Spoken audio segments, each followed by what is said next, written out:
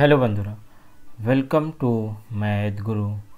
একটা গুরুত্বপূর্ণ আপডেটটা নিয়ে আপনাদের সামনে আমি চলে এসেছি।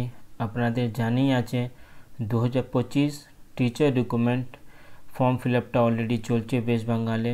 এর মাঝখানে 2-3টে কেস হয়েছে, তার মধ্যে আবার একটা কেস কলকাতা হাইকোর্টে হয়েছে। সেই মামলাটা পুরোপুরি এনআইএস ডিএলএড নিয়ে মামলা করানো হয়েছে। আর এই কেস নেক্সট মানে হেয়ারিং ডেটটাও ফিক্স হয়ে গেছে। এই কেসে হেয়ারিং ডেটটা আছে 3rd ডিসেম্বর 2025।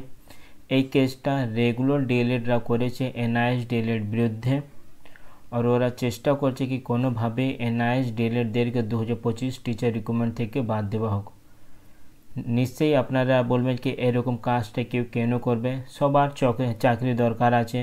ভ্যাকেন্সিটা আপনাদের জানা আছে কি অনেক কম ভ্যাকেন্সিটা বেরিয়েছে, আর ক্যান্ডিডেট সংখ্যাটা 50,000 প্লাস আছে। তাই জন্য ওরা যা ঠিক ভাবছে সেই কাজটা ওরা করছে। কোনোভাবে কম্পিটিশানটা কী করে কমিয়ে দিতে হবে সেইটা নিয়ে চিন্তাভাবনা ওদের চলছে। তাই জন্য এই কেসটা ফাইল করানো হয়েছে। কারণটা এনআইএস ডিএলএড ক্যান্ডিডেটটা মোটামুটি আমি বলতে পারবো 5,000 থেকে 8,000 ক্যান্ডিডেট যারা টেট পাস করে বসে আছে, তাদের বিরুদ্ধে যদি এই কোর্ট অর্ডারটা চলে আসলে এক চটেই 5 থেকে 8,000 কম্পিটিশানটা কমিয়ে যাবে। তাই জন্য এই কেস ফাইলটা রেগুলার ডিএলএডটা করেছে। মূল গ্রাউন্ডটা কী আছে সেটা আমি আপনাদেরকে দেখিয়ে দিচ্ছি। এরপরে কি হতে পারে সেটাও নিয়ে আমি আপনাদের সাথে আলোচনা করব। প্রথম আমি আপনাদেরকে পুরো ম্যাটারটা এখানে দিয়ে দিচ্ছি। মূল গ্রাউন্ড এখানে কি আছে, that after coming into effect of the NCTE notification dated 23rd August 2010 as amended by notification dated 29th July 2011, it is become mandatory to have minimum academic qualification, training qualification and TET for appointment of assistant teacher in primary school throughout the country। মানে এখানে পরিষ্কারভাবে জানানো হয়েছে কি 2010 যা RT act amendment করা হয়েছিল সেখানে মিনিমাম কোয়ালিফিকেশান আর টেট কথাটা উল্লেখ ছিল আরটি অ্যাক্ট 2009-এ। Accordingly, one time window was open for the in-service candidate to complete their mandatory training qualification। তারপরে আপনাদের জানা আছে এনআইএস থেকে যারা ডিএলএড করে রয়েছে 2017-19 ব্যাচে, সেইটা ওয়ান টাইম একটা সার্ভিস ছিল শুধুমাত্র ইন সার্ভিস জন্য, সেই কথাটা এখানে উল্লেখ আছে। তারপরে লেখা আছে some candidate in convenience with the different unaided private school join as untrained primary teacher without even qualifying the essential qualification of TET and subsequently। যেখানে পরিষ্কারভাবে এখানে যা উল্লেখ আছে কি অনেক এমনি ক্যান্ডিডেট যারা টেট কোয়ালিফাই ছিল না কিন্তু ওরা প্রাইভেট স্কুলে জয়েন করে নিয়েছে after the coming into effect act number 24 of 2017 amended act. যেখানে পয়েন্ট নাম্বার 24-এ তো যা আরটি অ্যাক্ট আছে সেখানে পরিষ্কারভাবে জানানো হয়েছিল কি প্রত্যেকটা ক্যান্ডিডেটদের যারা স্কুলে চাকরি করছে তাদেরকে টেটটা কোয়ালিফাই করতে হবে। Take benefit of 18-month DLED program through NIS in the term of the recognition order dated 22 September 2017 passed by the NCT and got their TET qualification first time after 10/8/2017 the respondent। তারপর এখানে উল্লেখ করানো হয়েছে কি যে এরকম candidate যারা 2017 পরে টেট পাস করেছে তাদের বিরুদ্ধে বোর্ড কোনো স্টেপটা নিচ্ছে না, তাই জন্য এরা কোর্ট কেসটা ফাইল করেছে। আর যা অনগোয়িং ইন্টারভিউ জন্য ফর্ম ফিল আপ করানো আমি পুরোটা এক চোটেই বলে দিচ্ছি। তারপরে এখানে যা লেখা আছে কি অনগোয়িং বোর্ডে যা ফর্ম ফিল আপটা হচ্ছে তাদের বিরুদ্ধে কোনো স্টেপটা নিচ্ছে না, তাই জন্য কোর্ট থেকে ওরা রিকোয়েস্ট করেছে কি এনআইএস ডিএলএডদের যারা 2017 পরে টেট পাস করেছে আর বাকি যা আলাদা মিনিমাম কোয়ালিফিকেশানগুলোটা ছিল সেটা যে ক্যান্ডিডেট পাসে নেই তাদেরকে রিক্রুটমেন্ট প্রসেস থেকে বাদ দেওয়া হোক। এইটা হলো মেন গ্রাউন্ড, মানে সব থেকে বেশি যা মেন গ্রাউন্ড আছে সেইটা হলো টেট কোয়ালিফিকেশানটা নিয়ে মেনলি এই কেসটা ফাইল করা হয়েছে যেই ক্যান্ডিডেটরা 2017 সালে পরে টেট পাস করেছে। এরপরে অনেক ভাববে কি আমরা তো 2014 সালে টেট পাস করে বসে আছি তাহলে আমাদের কোনো সমস্যাটা হবে না, কিন্তু এখানে যা একটা ইনডাইরেক্টলি জিনিসটা শুধু টেটটা এখানে বলা হয় না, mandatory to have minimum academic qualification, training qualification and TET for the appointment of assistant teacher in the primary school through out the country.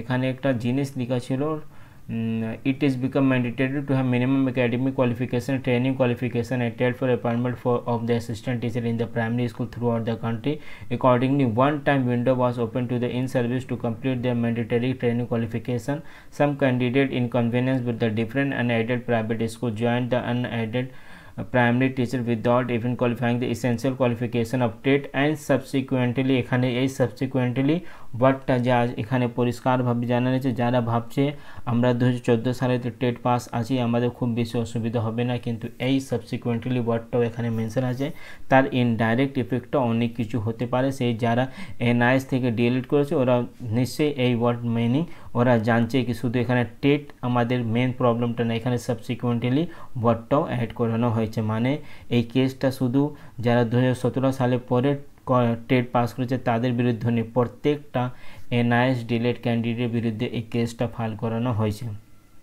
এটা হলো মূল কারণ এরপরে এর সলিউশনটা কি কি আছে সেটা আমি আপনাদেরকে জানিয়ে দিচ্ছি কিন্তু একটা জিনিস আপনারা নিজে মাথায় রাখবেন আপনারা কোন গ্রুপ সাথে যুক্ত হবেন আপনারা নিজেই কেস ফাইল করবেন না কোনো অন্য গ্রুপের সাথে যুক্ত হয়ে কেস ফাইলটা করবে সেটা ইন্ডিভিজুয়ালি আপনার রেসপন্সিবিলিটি আছে আপনি যা ঠিক ভাববেন সেই কাজটা করুন টেলিগ্রামে আমারও টেলিগ্রামে আমি দেখেছি অনেক মানে কন্ট্রাডিকশন আছে এনআইএস ডিলের মধ্যে কি এই গ্রুপটা টাকা নেওয়ার জন্য কাজ করছে অন্য গ্রুপটা শুধু টাকা নিয়ে নিচ্ছে কেসটা তুলছে না তো যদি আপনাদের সেই গ্রুপে বিশ্বাস থাকলে ট্রাস্ট থাকলে আপনারা সেই গ্রুপ সাথে জয়েন হন যদি আপনারা ভাবছেন না আমি সেই গ্রুপে যাব না তাহলে আপনারা নিজেই সেই কেসে একটা ক্যান ফাইল করে নিজে ওকালটা ওখানে দাঁড়াতে পারেন আপনারা আমি অলরেডি টেলিগ্রাম চ্যানেলটা করিয়ে রেখেছি টেলিগ্রাম চ্যানেল লিঙ্কটা এখানে দিয়ে দেবো সেখান থেকে আপনারা জয়েন হয়ে যান নিজের মধ্যে ওখানে আপনারা আলোচনা করে নিজে একটা আলাদা করে গ্রুপ করতে পারেন না হলে অলরেডি একটা ক্যান ফাইল হচ্ছে আজিজ লস্কর স্যার যিনি এই মামলাটা দেখছেন উনি করবে আশা করছি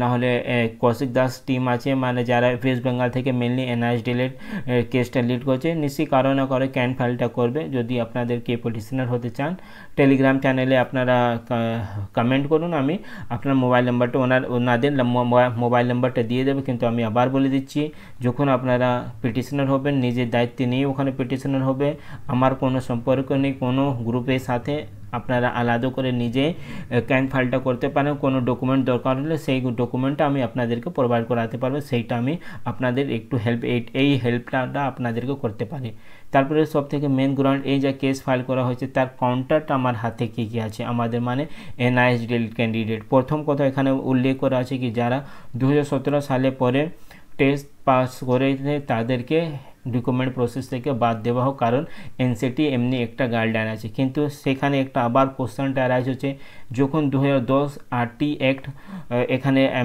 উল্লেখ করা আছে সেই আরটি অ্যাক্টে পরিষ্কারভাবে মেনশন আছে প্রত্যেকটা স্টেট গভর্নমেন্টকে প্রত্যেক বছর টেট পরীক্ষাটা নিতে হবে তো আমাদের রাজ্যে তো সেই জিনিসটা হয়নি 2008 মানে 2010 টেট আরটি অ্যাক্ট ইমপ্লিমেন্ট হওয়ার পরে 2014 সালে পরীক্ষা হয়েছে তারপরে 2012 সালে পরীক্ষা হয়েছে টেটে তারপরে 2014 তারপরে 2017 সালে যা পরীক্ষা হয়েছে তার রেজাল্টটা বের হয়েছে 2022-এ তাহলে কী করে ক্যান্ডিডেট টেট পাসটা করবে যখন ওয়ান সাইড আপনি যখন আরটি একটা রেফারেন্স দিয়ে এই কেসটা ফাইল করেছেন যেখানে আরটি অ্যাক্ট বলেছে প্রত্যেকটা ক্যান্ডিডেটকে টেট পাস করতে হবে সেই কন্ট্রাডিকশন অন্য জায়গাতেও সেই আরটি এই জিনিসটাও মেনশন আছে কি প্রত্যেক বছর স্টেট গভর্নমেন্টকে টেট পরীক্ষাটা নিতে হবে তা আমাদের রাজ্যতে সেইটা হয়নি তা সেই সময় কার ভুল এটা স্টেট গভর্নমেন্টের দায়িত্ব ছিল কি উনি প্রত্যেক বছর টেট পরীক্ষাটা নেবে উনি নিতে না পারলে আমাদের তো কোনো ভুল নেই মানে এনআইএস ডিলেট ক্যান্ডিডেটদের তো কোনো ভুল নেই সেই হলো প্রথম পয়েন্ট নম্বর 1 যেটা আমরা কাউন্টারটা করতে পারবো সেকেন্ড পয়েন্টটা যা হলো সেইটা হলো রিসেন্টলি সুপ্রিম কোর্ট একটা জাজমেন্টটা দিয়েছে যেখানে পরিষ্কারভাবে জানানো হয়েছে যে সব ক্যান্ডিডেট যারা টেট পাস করতে পারেনি সেই রকম ক্যান্ডিডেটদেরকে 2 বছর আবার ছাড় দেওয়া হয়েছে 2025 এই জাজমেন্টটা এসেছে যে সেরকম ক্যান্ডিডেটদেরকে 2 বছরের মধ্যে টেট পাসটা করতে হবে সেই জাজমেন্টটা আমাদের পক্ষে আছে এর সাথে সাথে 2019 অবধি আমাদের রাজ্যে অলরেডি টেট নিয়ে একটা ছাড় ছিল সেইটা আছে মানে এই কেসে জানি না কেন করা হয়েছে কিন্তু এই কেসটা অনেক কিছু এমনি আছে যেটা এনআইএস ডিলেট জিততে পারে কিন্তু সব থেকে বড় প্রশ্ন এই মামলাটা সময় এনআইএস ডিলেট ক্যান্ডিডেটদেরকে ওখানে দাঁড়াতে হবে কারণ এই এট প্রেজেন্ট এখানে রেসপন্ডেন্ট পার্টি যা আছে সেইটা হলো ওয়েস্ট বেঙ্গল গভর্নমেন্ট। তাহলে ওয়েস্ট বেঙ্গল গভর্নমেন্টে এনআইএস ডিএলএড নিয়ে কী বিহেভিয়ার আছে সেটা আপনাদের জানেই আছে। অনেক ক্যান্ডিডেট যারা প্রাইমারি বোর্ড গিয়েছে সেখান থেকে ওরা বুঝতেই পেরেছে ওয়েস্ট বেঙ্গল প্রাইমারি বোর্ড হোক নাহলে West Bengal government at present তারা এনআইএস ডিএলএড পক্ষে নেই। তো খুব বেশি ওরা এনআইএস ডিএলএড পক্ষে কোনো আর্গুমেন্ট করবে কলকাতা হাইকোর্টে সেইটা খুব চান্সেসটা কম আছে, কারণ অলরেডি 2022 টিচার রিক্রুটমেন্টে এনআইএস ডিএলএডদের প্যানেলটা আজ অবধি পাবলিশ ওরা করলো না ডকুমেন্ট ভেরিফিকেশান নাম করে। তাই জন্য ওখানে এনআইএস ডিএলএডদের নিজে একটা অ্যাডভোকেটকে ওখানে দাঁড়াতে হবে, এই কেসে ক্যান ফাইলগুলোটাও করতে হবে। আশা করছি কালকের মধ্যে ক্যান ফাইলটা হয়ে যাবে। তো প্রত্যেকটা এনআইএস ডিএলএড যারা বাড়িতে ঘুমিয়েছিল কি আমাদের কোনো মানে প্রবলেমটা হবে না, যে প্রবলেমটা 2022 টিচার রিক্রুটমেন্টে ফেস করেছে সেই প্রবলেমগুলোটা যদি ওরা সলভ করে দিলে আমরা ডাইরেক্ট তার বেনিফিটটা পেয়ে যাব। 2022 রাতে ইন্টারভিউ অ্যাটলিস্ট ওরা ইন্টারভিউ দিয়েছে, কিন্তু এই কেসের জন্য এইটাও হতে পারে কি এনআইএস ডিএলএডটা ইন্টারভিউতেও দিতে পারবে না যদি এখান থেকে এনআইএস ডিএলএড হেরে গেলে। অনেক বলবে স্যার আপনি তো নিজেই অনেকবার বলেছেন কি আমরা ফর্ম ফিল আপটা করতে পারবো, আমাদের কোনো অসুবিধা হবে না। তা অ্যাট প্রেজেন্টও আমি বলছি আমাদের কোনো অসুবিধা হবে না, কিন্তু কোর্টে যদি কেউ আমাদের বিরুদ্ধে এনআইএস ডিএলএড বিরুদ্ধে চলে গেলে সেখানে যদি কোর্ট থেকে কোনো রায়টা বের হয়ে গেলে তাহলে তো নিশ্চয়ই আমাদের অসুবিধাটা হবে। তাহলে কোর্টে যখন কেস হবে সেখানে আমি নাহলে আপনি তো ওখানে দাঁড়িয়ে কথা বলবেন না, ওখানে গিয়ে অ্যাডভোকেট বাবুকেই নিজে কথাটা আমাদের কথাটা ওখানে রাখতে হবে। তাই জন্য যদি আপনারা নিজে ইচ্ছা থেকে কোনো অ্যাডভোকেটটা ওখানে দাঁড়াতে চান, নিজে আপনারা একটা গ্রুপটা করিয়ে নিন, সেখানে আপনারা টাকা ফাঁকা যা আছে সেটা নিজের মধ্যে আলোচনা করে আপনারা ওখানে নিজে চেষ্টা করুন একটা ভালো অ্যাডভোকেট দিতে। নাহলে কৌশিক দাস, আজিজ লস্কর, বাবার দা অনেক এমনি এনআইএস ডিএলএড ক্যান্ডিডেট লিডার আছে যাদের সাথে আমি মানে ওদের কন্ট্যাক্ট নাম্বারটা আমার পাশে আছে, যদি আপনারা বললে আমি সেই কন্ট্যাক্ট নাম্বারটা আপনাদের সাথে শেয়ার করে দেবো। ওনার থেকে পারমিশনটা নিয়ে যদি ওনারা বলবে কি ঠিক আছে আমার নাম্বারটা আপনারা দিয়ে দিন, তাহলে আমি নাম্বারটা দিয়ে দেবো। আপনারা ওদের সাথে ডাইরেক্ট যোগাযোগ করে এই কেসের সাথে যদি আপনারা ভাবছেন কি না আমি এই কেসের সাথে যুক্ত হব আর এনআইএস ডিএলএডের যা সমস্যা আবার ওয়েস্ট বেঙ্গল থেকে চালু করানো হয়েছে সেই সমস্যাটা এখানেই স্টপ করা হোক, তাই জন্য আপনাদেরকেও একটা চেষ্টা করতে হবে। অনেক candidate already form fill up করে দিয়েছে, অনেক ক্যান্ডিডেট ভাবছে কি আমি ফর্ম ফিল আপটা করবো। ফর্ম ফিল আপে কোনো বাধা নেই, কিন্তু কোর্ট থেকে কোনো রায়টা বের হয়ে গেলে আবার একটা ঝামেলার মধ্যে আমরা চলে আসবে। তাহলে একটু অ্যাক্টিভ হয়ে যান। এই কথাটা আমি 7-8 মাস থেকে আগে থেকে বলছি, যদি প্রাইমারি বোর্ড আমাদের পক্ষে চলে আসলে এনআইএস ডিএলএডদের কোনো সমস্যাই হবে না। এই 3 তারিখে যা হেয়ারিং হবে যদি প্রাইমারি বোর্ড ঠিকঠাক করে আমাদের পক্ষে এভিডেন্সটা দিলে আমাদের কোনো সমস্যা হবে না, কিন্তু যদি প্রাইমারি বোর্ড আমাদের পক্ষে ওখানে কোনো স্টেটমেন্টটা আমাদের পক্ষে কোনো ডকুমেন্টটা না শো করলে এনআইএস ডিএলএডদের অনেক ক্ষতিটা হতে পারে। তাহলে আপনারা 1.5-2 বছর তো হয়ে গেছে ঘুমিয়ে আছে অনেক এনআইএস ডিএলএড ক্যান্ডিডেট, এমনি পেপারে 8 থেকে 10,000 TET pass NIS DElEd candidate আছে, কিন্তু যখন একটা আন্দোলনের জন্য সবাইকে ডাক দেওয়া হবে ওখানে 8,800 দূর তো 80 জন ওখানে দেখা যাবে না। তো যাই হোক সেইটাই, তাই জন্য অন্য স্টেটে এনআইএস ডিএলএডের অলরেডি চাকরি পেয়ে গেছে। আমাদের রাজ্যে এনআইএস ডিএলএডটা সবথেকে বড়ো কোশ্চেনটা কেন চাকরি পাচ্ছে না, কেন অন্য স্টেট ক্যান্ডিডেটরা চাকরি পেয়ে যাচ্ছে, এইটাই সবথেকে বেশি ডিফারেন্সেস আছে। অন্য স্টেটরা মাঠে নেবে, এনআইএস ডিএলএড যারা কোয়ালিফাই করেছে তারা এই লড়াইটা লড়েছে, তাই জন্য আজকে ওরা স্কুলে আছে। আর যারা ওয়েস্ট বেঙ্গলে এনআইএস ডিএলএড ক্যান্ডিডেট আজ পর্যন্ত ওরা এই শুধু চিন্তা ভাবনা করে বাড়িতে বসে আছে কি আমি একজন না কাজ করলে কী অসুবিধা হবে, বাকিরা তো কাজ করছে, তাই জন্য এই অসুবিধাটা হচ্ছে। যদি আপনাদের কোনো লিডারটা পছন্দ না থাকলে আপনারা নিজে সেই মামলাটাকে লিড করুন। আপনারা তো নিজে একটা প্রাইভেট স্কুলের টিচার আছেন, আপনাদের একটা এক্সপিরিয়েন্স আছে, কোনো লিডার আপনাদের দরকার নেই যদি আপনারা নিজে ইচ্ছা থেকে কোনো কাজটা করলে। যাই হোক 3 তারিখে এই কেসে মামলাটা আর্জেন্ট বেসিসে লিস্টিং করানো হয়ে গেছে, 3 তারিখে এই মামলাটা উঠবে। এরপরেও যদি এনআইএস ডিএলএডটা ঘুমিয়ে থাকলে অনেক লেট হয়ে যাবে, আর এটাও হতে পারে কি এনআইএস ডিএলএডটা ফর্মটাও ফিল আপ করতে পারবেন না। তাহলে একটু চেষ্টা করুন, লিডার সাথে আপনারা যোগাযোগ করুন, যারা West Bengal NIS DElEd candidate leader আছে তাদের সাথে যোগাযোগ করে এই মামলাটাকে কি করে এখানেই আটকে দিতে মানে এখানেই আটকানো যাবে সেইটা নিয়ে একটু চিন্তা ভাবনা করুন। মাঝখানে কোনো আপডেটটা আসলে আমি আপনাদেরকে দিয়ে দেবো, যখন এই মামলার হেয়ারিংটা হবে তার লাইভ ভিডিওটা আমি আপনাদের সাথে শেয়ার করে দেবো। চ্যানেলে নতুন থাকলে চ্যানেলকে সাবস্ক্রাইব করুন। আমার একটাই ইন্টেনশন আছে, রেগুলার ডিএলএড হোক এনআইএস ডিএলএড হোক যারা বিএড করে পরে ডিএলএড করছে তাদের হোক, সবাই চাকরি কিন্তু সবাই চাকরি পাবে না, সবাইকে নিজে থেকে কিছু এক্সট্রা এফার্টটা দিতে হবে।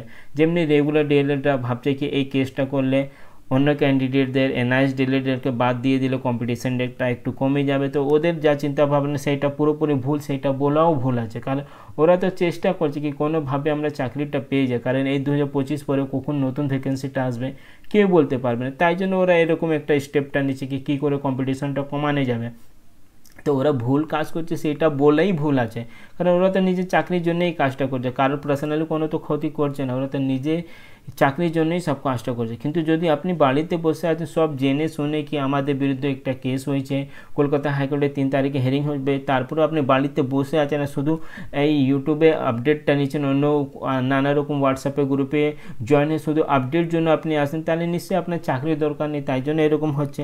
কারণ যখন অন্যরা সেই কেসটা করতে পারছে কি কী করে এনআইএস ডিএলএডদেরকে বাদ দেওয়া হবে, তাহলে আপনাদেরকে একটু চেষ্টা করতে হবে কি আমাদের যা বাদ দিচ্ছে তাদেরকে কী করে আটকানো যাবে, সেইটা নিয়ে একটু আপনাদেরকে চিন্তা ভাবনা করার দরকার আছে। 1.5-2 বছর হয়ে গেছে, অন্য রাজ্যরা কী করে চাকরি পেয়ে গেছে, শুধু ওয়েস্ট বেঙ্গলে সেই এনআইএস ডিএলএড ক্যান্ডিডেটের যা কন্ডিশনটা 1.5-2 বছর আগে ছিল সেই কন্ডিশনটা আজকেও আছে, কেন আছে সেটা আপনাদেরকে একটু চিন্তা ভাবনা করা দরকার আছে। মাঝখানে কোনো আপডেটটা আসলে আমি আপনাদেরকে দিয়ে দেবো। চ্যানেলে নতুন থাকলে চ্যানেলকে সাবস্ক্রাইব করুন। Thank you.